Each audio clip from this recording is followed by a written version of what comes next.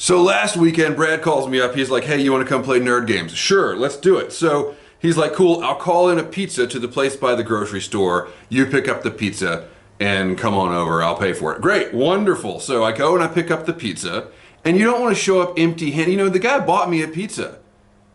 I didn't realize he wanted some. I ate the whole thing on the way over. But no, someone buys you dinner, you don't want to show up empty-handed. So I went into the grocery store. I don't like beer, but Brad likes beer. I mean, beer is okay. I every now and then I will drink a beer. This is Asheville. So I'm in the worst. This is incongruous because beer is our whole personality in this town. I go to the grocery store, there's the beer wing of the grocery store, the beer wall, and I go and I'm like opening the fridge door to open up the beer, and my ankle just gives out. Like I'm stumbling all over the place. I've had ankle issues for 2.5 years now. I'm in PT. The pain is a lot better, but the stability is not there. So as I'm opening this door, I totally like stumble. And they've got the unfoldable beer carton things that you mix and match all your different local hop delivery systems and you put them in the carton. But the one that I picked up, there's like this stack of them and you unfold. And the one I picked up was like still glued together, like it wouldn't unfold. And I couldn't figure this out and I'm like really struggling with this thing. And then I look up and this lady's looking at me like, this is the Gribbly's Folly Sunday Antisocial Hour, that time each week when I smoke my pipe and complain about humanity while answering all of its questions. And if you are a piece of humanity with a question for me, leave it in the comments down below with the hashtag AskGribbs and I will answer any question. Now, I have quite an agenda today because last week, of course, was the power outage, and then the week before that, there was like the Carter Hall versus Chatham Manor video. We didn't actually answer any questions or talk about anything other than tobacco. And by the way, I'm smoking, I'm almost down to the end of my tin of Foundry, which is a big compliment to my own persistence. It's a big compliment to the blender. Old Man Foundry. I don't know who the blender is. Whatever. Okay, it's good tobacco, and I'm smoking it in my Stanwell Admiral here. Let's zoom in. Let's just go ahead and ruin my focus. That's fine. And I'm smoking it in my Stanwell Admiral Shape 53. What a beautiful pipe. This is the pipe that I bought myself when my wife was expecting. I wasn't expecting. I don't have to do anything. My wife was expecting, and I thought that is a dad's pipe right there. Don't I look like a middle-aged, haggard parent? But because you people asked, you pieces of humanity out there wanted to know what my dream pipe would be if I had unlimited wealth. And I kind of gave a half-assed answer last week. I can't remember what I said, but except that I don't really want a lot of pipes. You know, it's hard to pin down. Some people wrote back, some said they like to make their own pipes. If they need a CNC machine, they would buy a CNC machine to make their own pipes. That's a pretty good answer, actually. But in the spirit of pipe coveting that we all possess, I took some time this week and I went to smokingpipes.com, and I am not a smoking pipes peruser on the regular. So here's what I did. This is my methodology. I just picked the fresh pipes section where here's what's new. And I went down and I just scrolled. There was like 760 pipes. And I just scrolled through, and anything that caught my eye, I saved the image. And I'm gonna show you all the images of all the pipes. None of them were under $100. Most of them were over $400. These were the ones that caught my eye. And I'm gonna show you everything. And I want you psychoanalyze me. Lord knows everyone else does it. Psychoanalyze me based on the pipes that catch my eye. Here we go.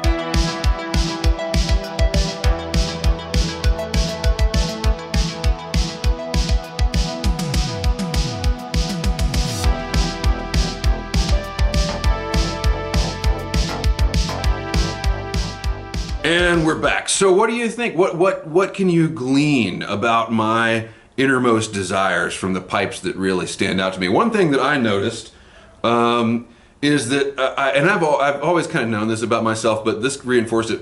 I gravitate toward Danish and English shapes, or at least the Danish and English accents of the traditional shapes. There were a couple of pipes in there, and I think there was one that really stood. I think it was a volcano shape. That one was like $2,500. And honestly, it would probably, in terms of the way that the experience of smoking it felt, it would probably feel like smoking a pair of channel locks. You know, it's gonna pry your teeth out, but what a beautiful pipe. And then I had another little observation about myself, which is that pipes are the closest I've ever come to understanding fashion. Like women or men, but mostly in my personal life, the people I have known that are into fashion have been women, and they have all these accessories. And I think to a lot of us men, you're like, why do you need all that? Well, why do you need so many pipes? Some pipes are beautiful in themselves, like this $2,400 channel lock pipe that would pry your teeth out. You don't actually smoke it.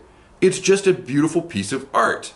Some pipes are very, very utilitarian. Some pipes just exist to be excellent smokers. And then some pipes, most, are somewhere in between.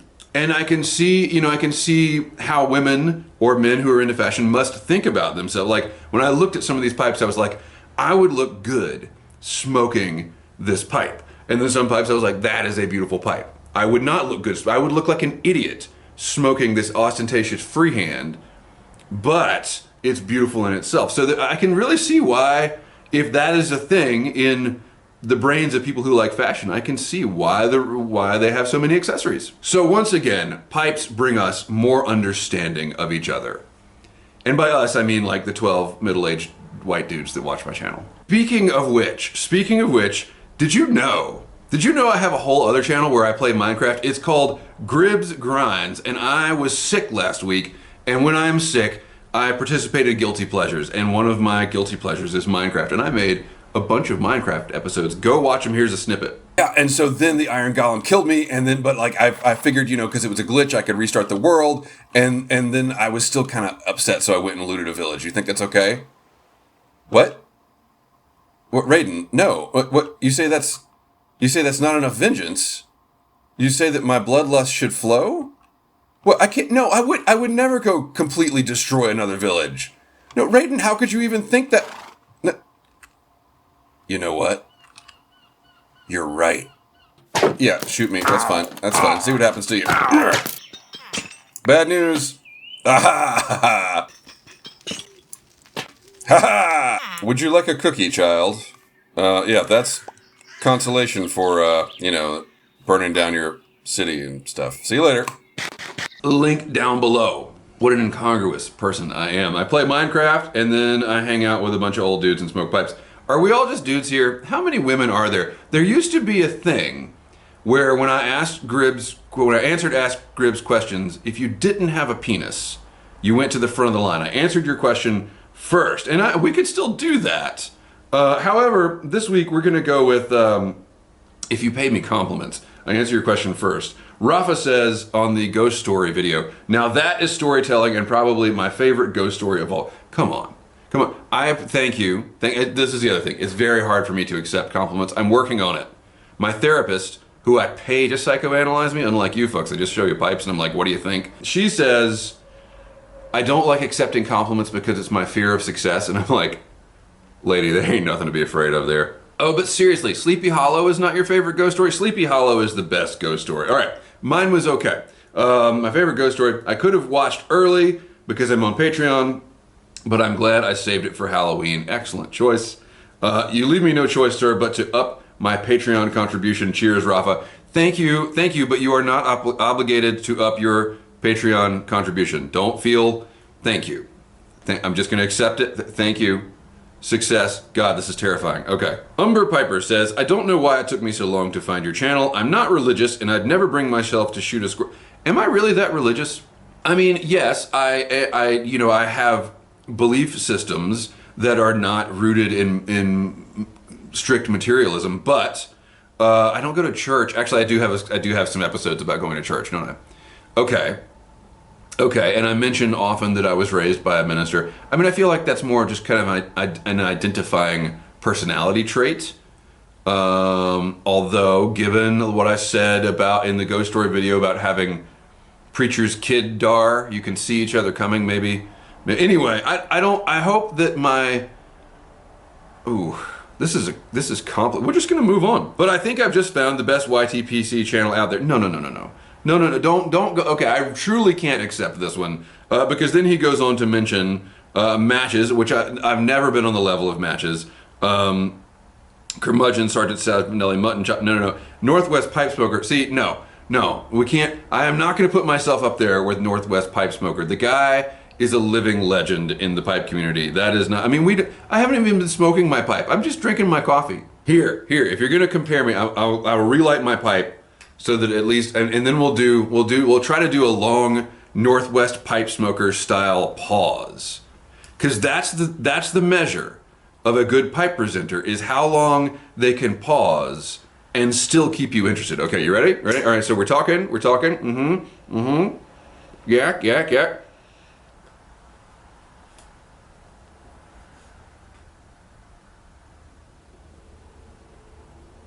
Are you still watching? I wouldn't be. I would have clicked away. Especially with a noise in the background. Is this awkward yet? See, I can't do it. I am not on that level with those guys where they're just so interesting. They don't even have to talk. Whoa, stop the press. Kimberly Bliss, which, I mean, I don't want to assume, but that sounds like a female name. So I just joined your channel. I have never heard of it. Came across, listened to the first 10 minutes, and I was like, oh yeah, this guy, I'm totally subscribing. I'm very picky about thank you, Kimberly. And if you ever have any questions, I assume you would go to the front of the line. Alexander Gennaro participated in what I hope, if I have any disappointments about the ghost story video, it's that I didn't get as many ghost stories in return. I should have put a challenge out there, like Pottsville Piper did, that got me to, here, consider this a posthumous, no, that would be after I'm dead. Well, that would be ghostly, wouldn't it? A posthumous challenge. Let me hear your ghost stories. Make some videos and put the links to the videos in the comments down below, especially you, Piper. I know Howard, who is a piper. I know you have at least one video in you that you're working on. Put a link in down below. All right. Alexander Gennaro says, I used to live in a house where you always heard the kitchen cabinet slamming and you could hear the seal of the fridge crack. I thought I was going mad until whatever it was tucked me into bed at night. I mentioned it to my dad and he said, you too? Nope, out. Arachno Skull, number one, excellent username. Number two, you, sir, or madam, or arachnid, have, you brought, the reason that I do this, I was talking earlier about what an incongruous thing that my channel is, and we talk about Minecraft, and we talk about this, and we talk about that. Arachno Skull says, clearing the house with a yeet cannon. I had to Google what is a yeet cannon. I know what the term yeet means. I know what a cannon is. I've never heard them to get...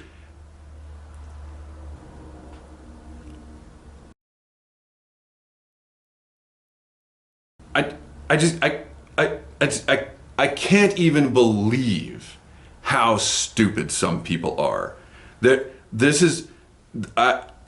I'm speechless. There must be someone in the sound of my voice that has bought a yeet cannon. Please leave me a comment. We're gonna bring you on the show. We're gonna do an interview talking about why you bought your yeet cannon. Guns are not toys. They're not. Do not buy guns as toys. Fucking yeet cannon. Jake Nelson says, I have a PMC Les Paul. Okay, good. We're off of guns and on to guitars. I have a PMC Les Paul knockoff that I bought in '96, dumped around 200 bucks on new tuners and hardware when I could have just bought an Epiphone Les Paul. When a guitar feels right, you want that guitar. That is correct.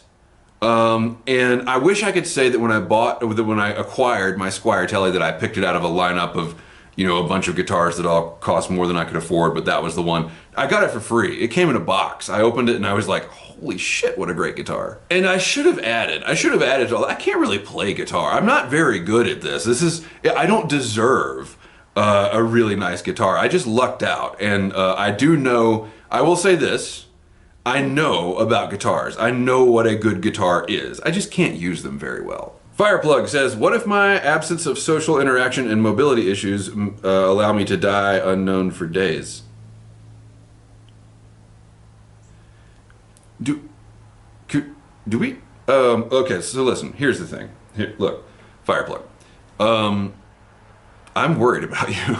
Like, we love dark humor here. That's what this channel, Grib Dark Humorly. That's my middle name. But I think that you know, if social interaction is something you want, I think I can still speak for at least some of us, because that's the other thing, is that the YTPC has changed a lot since back in the day. But I think that we're all just fat, lonely dudes here, right? Like, that's what we're doing. We're I think that see, now we're getting meta. We're here we go. But the YTPC is for people like me who just can't stand actually going out and socializing. We have no, and I have mobility issues, right? I stumbled next to the beer wall, and look what happened. Look at that social interaction. But seriously, there are lots of like-minded dudes here. So I hope if you're making videos, Fireplug, leave me a link. And everybody else too, especially you, Howard, Piper, link down below. Leave me videos, I will watch them. But I do think we need to rebuild our community from what it once was. Maybe I'm just out of touch. Maybe it's still thriving, but it just seems to have become really polarized. Anyway, Fireplug, I hope you're okay. Blake1827 says, I'm not a musician, but at this point, 10 years into piping, I'm finally over buying new pipes because the break-in period is a pain in the ass. And that's, excuse me, I don't want to ascribe vulgarities to anyone else. He says the break-in period is a pain. I'm the one that said ass, that's on me. But yeah, I think a mature man or whoever who is into anything, you eventually kind of get to the point where you've seen it all. You don't have to own it all. Guitars, pipes, guns, cars, whatever. He says if I had a classic, I would just daily drive it at this point. That is, yeah, absolutely. And you know, okay, we have to talk about this, because 2 weeks in a row now, I've scrolled through my comments, and here's what happens. If you're a presenter, for those of you who aren't presenters, you get a ton of comments. You get some insane comments. You respond to all the comments that are worth responding to. And then there are some, like the insane ones, that you don't respond to. And then the next time you go to check your comments, those are at the top because you haven't responded to them yet. And that's how you sort your comments. So you keep seeing the insane comments. And somebody on the Ghost Story video insulted my Honda Civic. My Honda Civic, the pinnacle of American muscle cars. What? How do you insult a Honda Civic? But what they said was that because I drove a Honda Civic instead of a vintage 4x4 something or other, that I was not a true country boy. Now, they've ended this with, you are not a true country boy, and I quote, you're not a true country boy, nah, nep. Verbatim, nah, nep. And I don't know, I've never said nep. What does nep even mean? I will counter with this. A true country boy knows when he's broke. And I would love to have a vintage 4x4 or something or other. I would love to have a Jeep Wrangler. That has always been my dream man wagon. Man wagon sounds like a subreddit I do not want to click on. But I don't have a lot of money and I drive a ton for work. So as a true country boy who is poor, because isn't that the part of being a country boy, is you can't afford the Lexus and the Mercedes and the what? Are you seriously attacking my country-tude? They have a point. I do live about 200 yards inside the city limit sign. There is no boot scoot boogie for the next 200 yards. That is true. Oh, William Schaefer says, sometimes I get comments on old videos. You got some beautiful shots. Don't give up the Mamiya C330. Oh man, I sold that camera like 2 years ago. It's a brick. It's so heavy, and I have a secret weapon that I'm actually taking on a hike today. I'm going a couple of hours. I'm going on a hike, and I was going through my list of things to pack, and I was like, oh, I better pack a pipe. And then I was like, no, half the state is on fire. We're in a state of emergency. I do not need to be smoking a pipe in the woods. But I am taking my secret weapon camera, which is way better than a Mamiya C330. And if you want to know what it is, then you better sign up on Patreon or keep watching. I'm sure I'll talk about it. I don't know. Anyway, keep watching. Matthew Boyajian says, do you have a calabash pipe? No, I don't. Should I? Are they really that cool? They kind of seem impractical to me. An older question from John Galdieri. Ask Gribbs, what is your favorite season of the year, and could you live somewhere where the weather remained constant all year, or do you enjoy the changing of the seasons? I greatly enjoy the changing of the seasons, although it always makes me a little sad, a little wistful. But yes, I need seasons. That's not entirely true. I could embrace the Everglades, for example. There's a photographer named Clyde Butcher who is like total life goals. You should look him up. Clyde Butcher. I'll leave a link in the description below. Clyde Butcher, old man, Everglades, wears waders up to his chin, puts his giant long white beard in like a floating beard condom. He goes out into the swamp and like wrestles with the alligators with a giant large format camera. And I mean, that I could see. I could see that if the place where you lived was special because it didn't have seasons, like the Everglades or something like that. Anywhere else, no. I need the seasons. Although I do bitch about every one of them, don't I? And then finally, John says, ask Ribs, if you had to close your eyes and dream of a locale, where would your My Side of the Mountain be? We're referencing My Side of the Mountain, the children's book by Gene Craig George, and I don't know. Call me a homebody, but I think I'm there. Like I have never had the desire to live anywhere else. I think Southern Appalachia. I would go maybe a little higher in the Appalachians. Maybe, well, then you're getting into like West Virginia. Nobody wants to be in West Virginia. The Mothman doesn't want to be in West Virginia full time. That's why he's an interdimensional being. So yeah, maybe the Catskills, like from My Side of the Mountain. I mean, they're basically just the little squiggly mark over a European vowel of the Appalachians. I'm always amazed at how far north you can go and still be really hot and covered in mosquitoes. Maybe we can look at the question a different way. If I were going to run away and live in the woods, where would I go? It actually would be somewhere with no seasons, but far enough north that I didn't have to deal with fire ants. If I've learned one thing about surviving in the woods, it's that snow and fire ants are your enemies. And that's the kind of wisdom I like to use to cap off my videos. Thank you so much for watching. This has been quite a pleasure. Please tune in again next week. Keep the ends out for the ties that bind.